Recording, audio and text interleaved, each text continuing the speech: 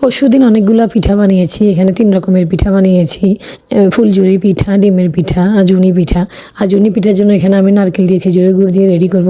গুড়টা গলে গেলে তারপর পাউডার দুধ দিয়ে দিব। পাউডার দুধটা দেওয়া হলে ভালোভাবে নেড়ে চেড়ে এগুলাকে সুন্দর করে ঝরঝরে করে নিব। তারপর আটা কীভাবে করলাম সেটাও দেখালাম। ডিম দিয়ে চিনি দিয়ে এটাকে ভালোভাবে গুলিয়ে আমি আটাগুলো করে নিই। আটাগুলো করে নেওয়ার পরে একটা কাচের প্লেট দিয়ে ঢেকে রেখে দিই। সবসময় ডিমের পিঠার আটাটা করার পরে কাচের ঢাকনা ব্যবহার করতে হবে উপর দিয়ে, বা কাচের ভাতের প্লেট দিলেও চলবে।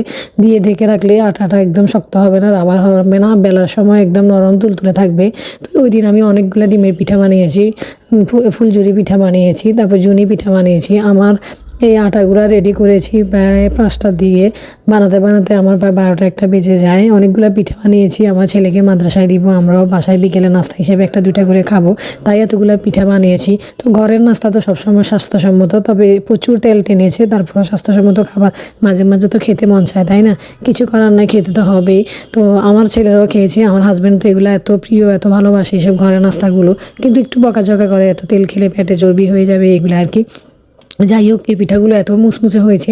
ওই ঝুরি পিঠাটা বানানোর পরে আমি ডিমের পিঠার আটাটা রেডি করি, বেলে নিই, ফুল করে নিই। ফুল করে নেওয়ার পরে এগুলো ভাজি করে নিব। এটা ভাজা হয়ে গেলে ফুলঝুরি এটাও আমার হয়েছে, ডিমের পিঠাটা হয়ে গিয়েছে। এরপরে আমি জুনি পিঠাটা বানাবো।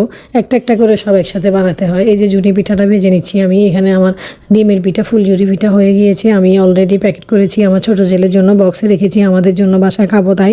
আর বাকি কিছু পিঠা আছে ওইখানে, জুনি পিঠা ওটা ভেজে নিচ্ছি। গরম গরম ঢুকানো যাবে না, তাহলে মুচমুচেটা নষ্ট হয়ে যাবে, যার কারণে পিঠাগুলো ঠান্ডা হলে আমি টাইট বক্সে আমি রেখে দিব, তারপর 1টা 2টা করে খাবো। যাই হোক, অনেক কথা বললাম, পিঠা বানানো দেখালাম, কেমন হলো দেখবেন। আসসালামু আলাইকুম, থ্যাংকস ফর ওয়াচিং, আল্লাহ হাফেজ।